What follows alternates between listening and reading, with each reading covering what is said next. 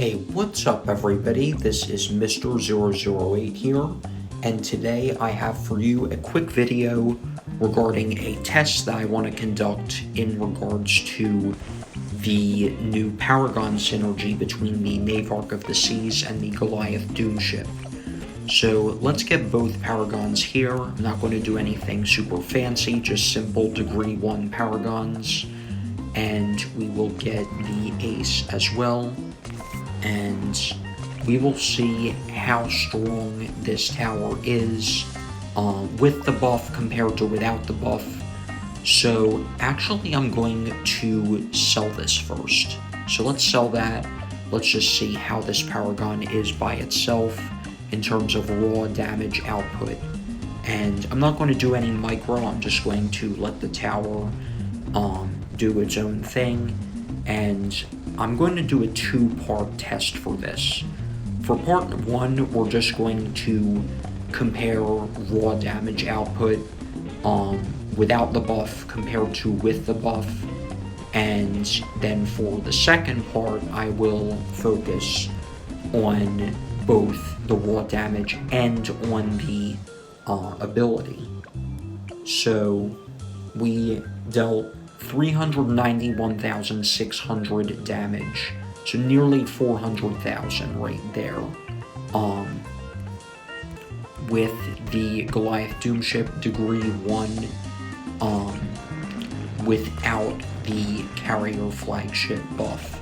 So let's get this again, and we are also going to get the Buccaneer Paragon. We are not going to be paying attention to how much damage this tower does, only to how much it affects the Goliath Doomship in its attack power. So there's the buff icon right there for the carrier flagship buff. You do need to get the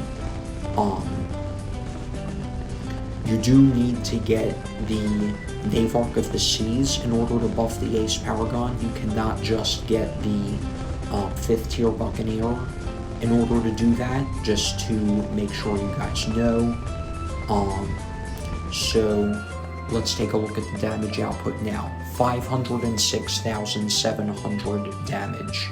So it looks like it's made probably around 27.5% stronger or so. I'm not sure if the degree of either Paragon will influence that in any way, or if it's the same scaling, the same percentage for the buff regardless of Paragon degree. But it's pretty substantial, like 27.5% or so. I think it's definitely more than 25%. Because we went from less than 400k to over 500k, but we didn't quite go to 520,000 or more, so it's not quite a 33% buff. Maybe it's 30% actually, I could be a little off. So 27.5 to 30% or so. And now we are going to test with the ability and see if the ability makes any kind of difference. So I am going to edit this challenge. I'm going to increase the Moab health all the way to 2,000%, because if the bad layer does pop, then that may skew the test and make it somewhat inaccurate. So I'm going to make sure that the bad layer does not pop of these round 200 fortified bads. So now that we have the Moab health greatly increased, let's go ahead and get the Ace Paragon again, right here. And we are going to use its ability this time and see how much that affects the results. So we will get this right here, and we will see how much damage it deals compared to the 391,000 or so that it did without the ability. So the ability is on full cooldown, so let's go ahead and do that. And that was some pretty substantial damage right there. Maybe we can get in one more ability use before this first bad leaks and thus we lose. So let's do that and see if we can get it in time. Yes, we do.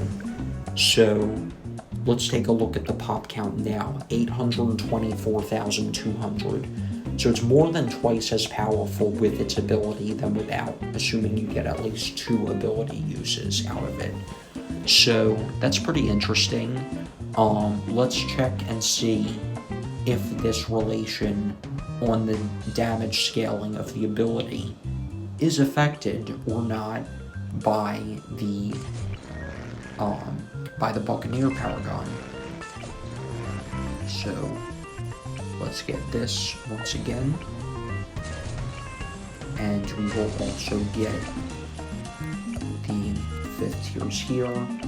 Before I upgrade, notice how the carrier flagship buffs other 5th tier towers, and it buffs like other towers that are below tier 5, but it does not buff the Goliath Doomship. You need to get the Buccaneer Paragon, as I stated earlier, in order for that to work.